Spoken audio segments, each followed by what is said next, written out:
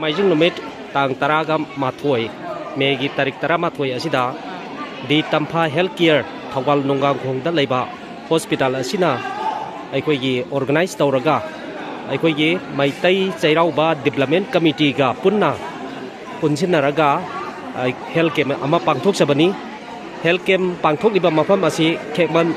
lai Haraopham community hall dani asi timing na pung nipan dagi ayuki pung nipan dagi na pung ani phawba tawjagani masida piriba discounting asi aikoina 50% discount aikoigi blood test ta CBC LFT KFT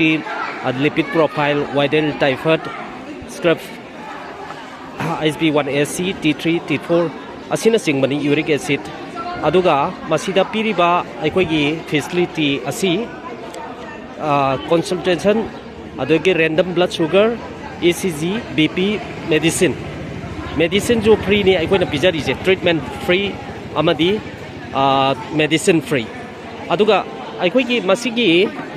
pangthok liba kem asigi pandam karino haidana aikoi hauji D-Tampha healthcare gi provider dagi wahi manga tara tang taminasi aikoigi indup jagi ming among tang tingtabam tampasana di aduga ngasi pangthok liba aikoigi free health camp asi karamba wakhalon dagi mafam asida pangthok liba no masi pagi Khekman di praja sinje ai bagi mafam jale ni puni makte ayamana D-Tampha healthcare da bayeng manoi lai ayamana adu kana gumba lai raba aduga sendu pajada ba misi adagi yam ahal ba misi da ni ba yam la ba la padi ngam da ba simba pa ba ta za ba da akoi doctor Sikanta MD sigi khotsan ki doctor Sikanta Saramana man amtang Khekman da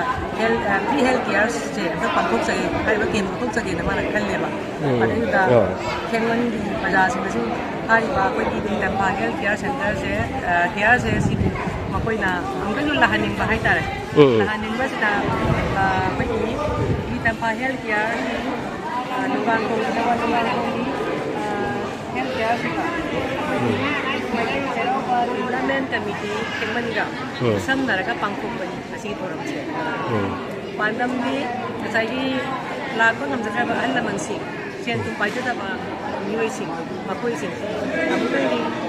D-Tampha na koi kani wada tunjagi na kom sira la bani kita la ta da pira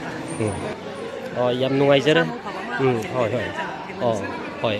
masi mayam gi sebani aduga mayam gi seba tawasi aikoigi D-Tampha healthcare gi provider asi mahak su yamna pamjaba mayam gi seba ta yamna thawai yaujaba misak amani adu yenglasi aikoi hauji masida pulliba patient sing asi aikoi patient sama hena yengkhre aduga makha thaba patient sing asi su aikoi gi sak to matungda mathang patient sing asi lakli aduda masida aikoi gi medicine supply team asi mafam sida leire aduga doctor sida leire basi doctor mangani aikoigi men oina aikoigi doctor Sikanta Sharma mahakna men oina mahaki hospital asina organize tawbani aduga doctor Amarjit amadi doctor atai matham doctor mangana sabat timni aduga vital and sugar aikoigi blood test na singba sugar free test na singba su sida pangthok li mafam sida adogi lab technician sing lab ki kangu singna sida BP na singba weight na singba aikoigi measurement mafam sida su pangthok li yamna phajaba aikoigi kanoni health camp ni asida ahal laman sing adogi patient da angang sing aduga aikoigi aski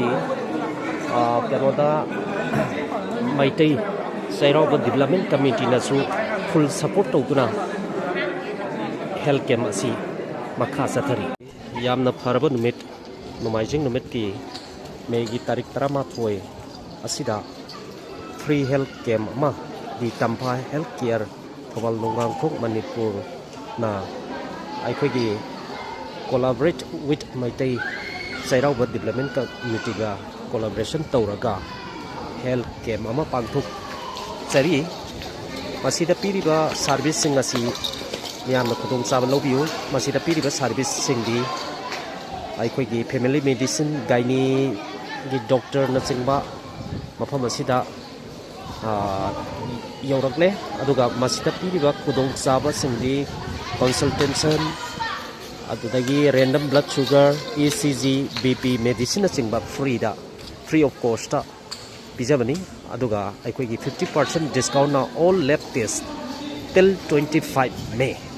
aduna 25 May phawbada 50% discount da aikhoi gi lab ki khudong saba phangani masida tawba yaba aikhoi gi 50% discount asida CBC LFT KFT lipid iodine typhoid skirt typhi SPA1C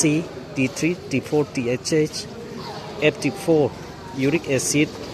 S calcium urine SIB asina singbani aduga masida piriba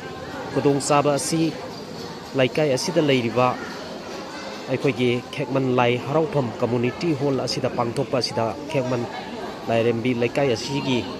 manaki akoibada leiriba patient singna laktuna aikhoi gi game asi sarup yabiri patient sing hauzik phawbada pung nipan dagi yengakpa asina aikhoi gi patient samaga nipan yengjakhre pasida yauriba team singi team member sing ji aikhoi gi reception da D-Tampha gi reception kangbu sing adudagi aikhoi gi patient sing aduga loinana aikhoi gi lab technician sing aduga masida BP na singba jana test tawin hauzik vital and sugar free of cost ta sida check tawri aduga aikhoi gi medicine supply habadi medicine free of cost ta pizari asiki khudong saba sing asi ekai asida leiriba mipum khudimon na lobi ho D-Tampha healthcare thawal longang khongna organize tawjariba asida yauriba doctor singdi doctor P Singlen Imphal Hospital amadi Dr. Nishkanta Sharma D-Tampha healthcare amadi Dr. Amarjit mahagasi khongjom dagini aduga atopa mana aikhoi Dr. Singkhai mahagasina Imphal Hospital dagi aduga Dr. Damen Pangai dagi apam asida Dr. Manga hawbadi hojik attend oire aduga gynecologist Dr. Amasu hojik pung makaida lakani haibagi paw ama phamjare aduna election birau D-Tampha health care na organize tawjariba free health camp plus medicine free